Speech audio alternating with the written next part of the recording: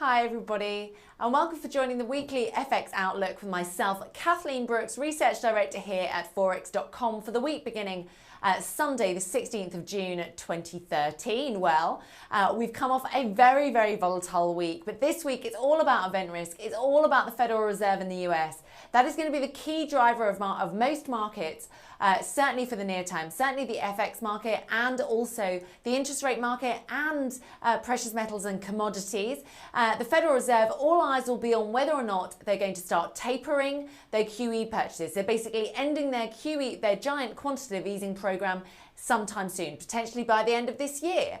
That's what we're going to look for. The Federal Reserve meet on Tuesday and Wednesday. They conclude the meeting on Wednesday. That will be included in that meeting will be some Fed projections for where they think interest rates will be in the next 2 years out. They'll also have growth and inflation projections, and we will also get that press conference from the Fed Governor Ben Bernanke. That is going to be absolutely critical on when, as we lead up to that meeting on Wednesday, we think the markets could be fairly quiet before they go crazy in the aftermath of that. So let's take a quick look at dollar yen here.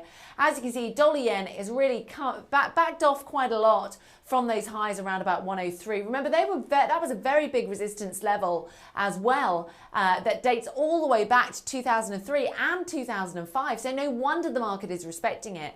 But what we are seeing now is that right now this still looks just like a correction in dollar yen. So we've gone all the way down again, back down to just below 94. But we have managed to hold on to that 38.2% Fibonacci retracement level. For those of you who follow the Fibonacci, this is a very important support level that a lot of the market is looking at. So that's held so far. So that suggests at the moment we're just in a correction.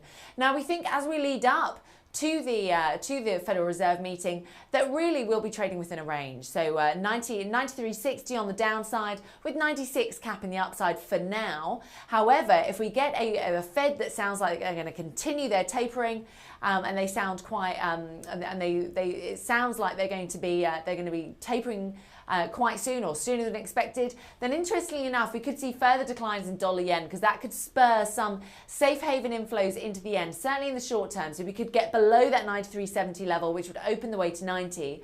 However, if they try and steady the markets, try and calm the markets, then we could see a continued recovery in dollar yen, maybe back to that 96.60 level, which is the 100-day moving average, potentially back then to 99 in the coming days. So do watch out for that. That's going to be absolutely critical. Now, the Fed meeting is also going to be critical for the price of gold. Let's take a look at the precious metal price there. As you can see, gold has done hasn't really gone anywhere, hasn't managed to recover. It's still very much at the low end of its recent range. This is a daily chart in front of you. Now, obviously, precious metals, they tend to rally when the central banks are really full into QE, and they tend to come back and pull back when there's signs that the Fed is going to stop their QE program. So that makes Wednesday's meeting very pivotal for the gold price.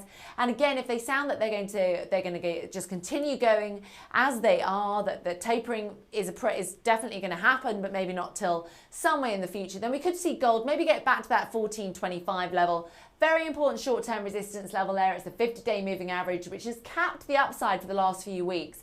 So do watch out for that level. Now, on the downside, that's those 13.25 lows from April. That's a huge support zone that we will be watching out for. And obviously, the Fed does sound like it's going to taper, maybe in its next major meeting in September or sometime in Q3 or Q4. Then we could get below 13.25, maybe opening the way to 12.50. So a very big week ahead. Good luck trading, and please do join us next week for more. Thank you.